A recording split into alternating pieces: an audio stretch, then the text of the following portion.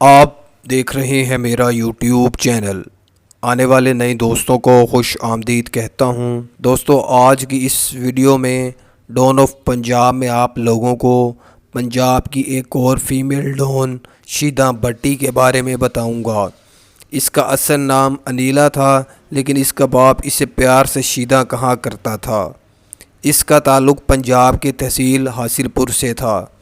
اس پر 100 سے زائد مختلف نوعیت کے مقدمات درج تھے، جن میں جگہ ٹیکس، اغوا برائے تاوان، منشیات فروشی اور 11 لوگوں کو ٹھکانے لگانے کے مقدمات درج تھے۔ شیدہ بھٹی نے جرائم کا آغاز بڑے ہی عجیب طریقے سے کیا۔ اس کا باپ ایک منشیات فروش تھا اور پورے علاقے میں منشیات فروشی کی سپلائی کیا کرتا تھا، جبکہ اس کی ماں اس کے بچپن میں ہی وفات پا گئی تھی۔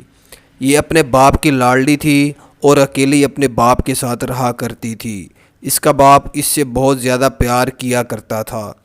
کہا جاتا ہے شیدہ بھٹی اکثر اپنے باپ کی غیر موجودگی میں چھپ کر چرس پینے کی عادی ہو گئی تھی۔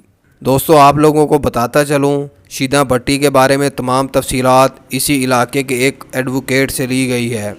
مزید تفصیلات جاننے سے پہلے جن بھائیوں نے ابھی تک میرا چینل سبسکرائب نہیں کیا وہ میرا چینل سبسکرائب کر لیں۔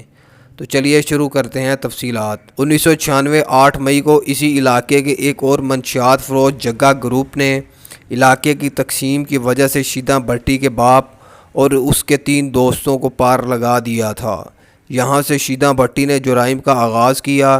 شیدہ بھٹی نے اپنے باپ اور اس کے دوستوں کو مارے جانے کے مقدمات درج نہ بات مخالفین کے لیے ایک خوف کی علامت تھی، جبکہ شیدہ بھٹی میں بدلہ لینے کی آگ بھی جلس رہی تھی۔ بہت سے علاقے کے لوگوں نے شیدہ بھٹی کو معاف کرنے کا کہا، لیکن شیدہ بھٹی نے سامنے تو ان کو معاف کر دیا، لیکن اس کے دل میں کچھ اور ہی چل رہا تھا۔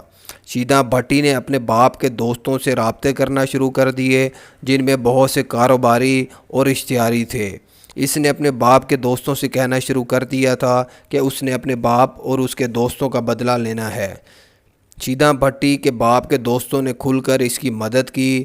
بالآخر شیدہ بھٹی کے لوگوں نے مخالف جگہ گروپ کے لوگوں کی مخبری کرنا شروع کر دی تھی اور ایک مخبری کی اطلاع پر 9 لوگوں کو ٹھکانے لگا دیا تھا۔ کہا جاتا ہے اس وقوعہ کا کوئی عینی گواہ نہیں تھا اور نہ ہی کوئی شواہد تھا۔ جب پولیس نے شیدہ بھٹی کو گرفتار کیا تو اس پر 6 ماہ تک مقدمہ چل سکا۔ عدم ثبوتوں اور گواہوں کی کمی کی وجہ سے عدالت نے اسے بری کر دیا تھا۔ یہ 9 لوگوں کو پار لگانے کے بعد علاقے میں بہت مشہور ہو گئی تھی۔ اس کے علاقے کے وہ لوگ جن کا کوئی بھی مسئلہ ہوتا، شیدہ بھٹی کے ڈیرے پر آ کر اپنا مسئلہ حل کروایا کرتے تھے۔ آپ لوگوں کو بتاتا چلوں، اس کے علاقے میں چھوٹے موٹے جو گروپ تھے وہ علاقہ چھوڑ کر چلے گئے تھے، جبکہ بہت سے چھوٹے موٹے گروپ شیدہ بھٹی گروپ میں شامل ہو گئے تھے۔ شیدہ بھٹی ایک نوجوان لڑکی تھی، لیکن اس نے سارا تعلق اپنے باپ کا استعمال کیا تھا۔ اس کے علاقے میں اسی کی بھٹی برادری نے شیدہ بھٹی کو فورس کیا، جس کی وجہ سے اس نے کونسلر کا الیکشن لڑا اور بھاری اکثریت سے کامیابی حاصل کی۔ سیاست میں آنے کے بعد اس کے مزید سیاسی لوگوں سے تعلقات قائم ہوئے اور یہ مضبوط ہوتی رہی۔ اس کے اشتہاریوں کے ساتھ بھی تعلقات گہرے ہو گئے تھے، جن کا تعلق پنجاب کے مختلف ضلعوں سے تھا۔ سیاسی پشت پناہی ملنے کے بعد اس نے بتہ وصولی کرنا بھی شروع کر دی تھی۔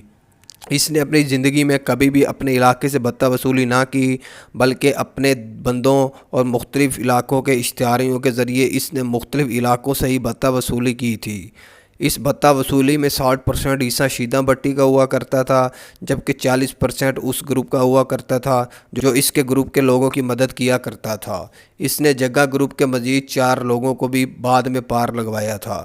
جگہ گروپ کافی کمزور ہو گیا تھا اور جگہ گروپ کے بچے کچے لوگ بعد میں اسی کے گروپ میں شامل ہو گئے تھے۔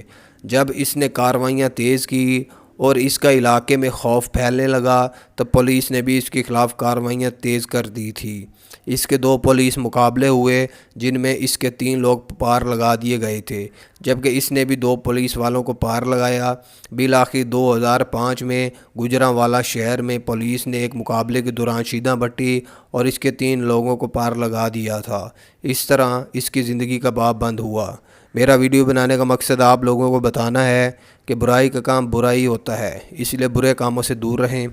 یا اللہ ہم سب کو معاف فرما، میرے ماں باپ، بہن بھائی، پیر و مرشد، والدین، دوست احباب، رشتہ دار جو زندہ ہیں جا چکے، سب کی مغفرت فرما۔ یا اللہ مرزائیوں، قادیانیوں، یہودیوں کو، میکرون کو، فرانس والوں کو جس نے میرے نبی کی شان میں گستاخی کی، ان کو نص نبوت فرما، آمین۔